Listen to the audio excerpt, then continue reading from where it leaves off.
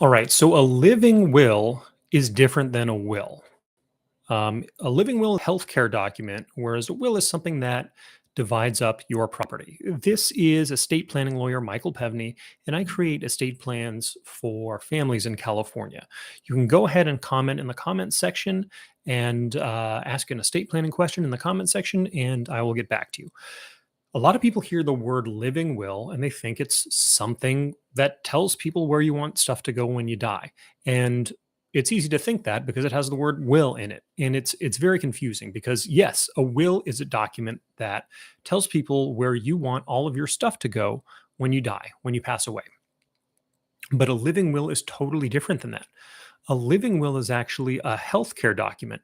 Now, I practice in California, and in California, it's also a living will is also known as an advanced directive.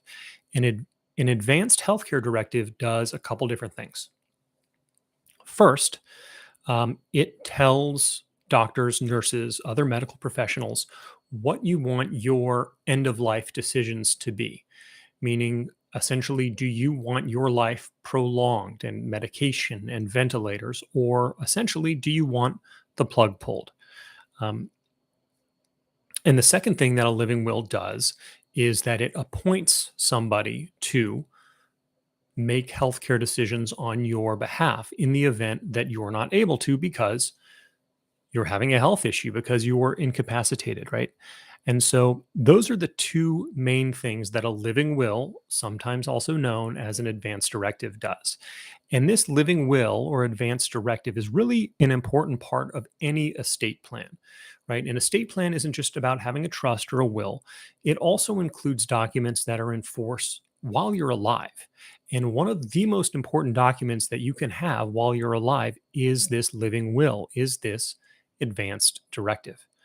And that's because it takes a lot of pressure off of family members, right?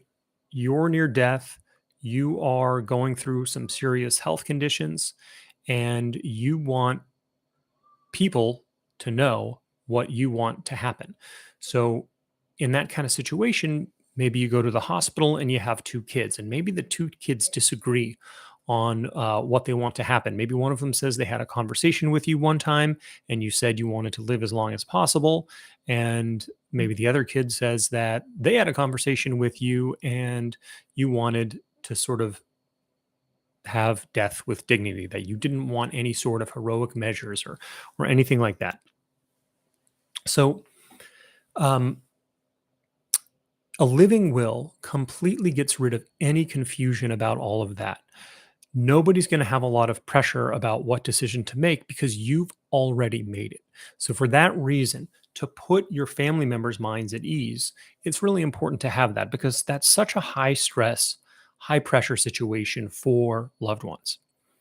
And also to make sure that they know, the medical professionals know exactly who you want to be in charge. Because sometimes, maybe one of your kids or maybe your sister, you don't want in charge, and you want to make sure somebody else is in the driver's seat and is making those healthcare decisions on your behalf. And that's another reason why having that living will in place while you're alive is really essential and really important. And that's, of course, different from a will.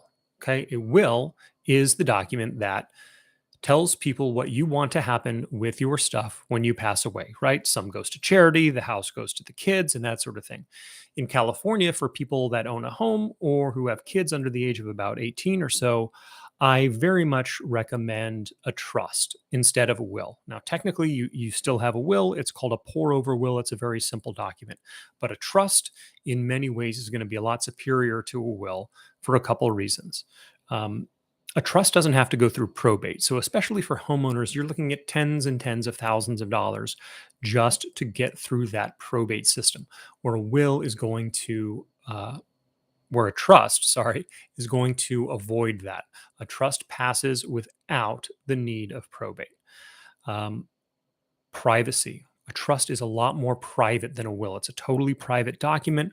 Only a couple people have the right to see it after you die, whereas a will has to be filed in court, and there's a whole public process. Third reason a trust is better than a will is that it is um, not very time consuming to go through probate. Probate can often take 18 months or so, sometimes more, to get through. Where with a trust, you don't have to go through that system. Maybe it takes a couple months, that sort of thing. So, and then the fourth reason is that you have a lot of control. With a will, stuff just gets distributed to people as is. If there's little kids, they're going to get access to money as soon as they turn 18. Where we really want to control those distributions. Maybe we want to wait till somebody gets a college degree or a high school degree, or we want to control what that money can be used for. And a will can actually, and a trust rather, can actually protect some of those assets that are going to be left to kids from things like lawsuits. If they're being sued, the trust isn't going to distribute any money to them. Or if they're going through a bankruptcy, that money is still going to be titled in the name of the trust after you're gone. And it can't go to the kids directly because it's just going to be sucked out through bankruptcy. So we got a little bit into the weeds here, but that's the difference between a living will and a will. A living will is a healthcare document, and a will tells people what you want to happen to your stuff when you die. If you have any questions about this or anything else related to estate planning, go ahead and ask a question in the comments, or you can visit me at my website. It's all included in the description.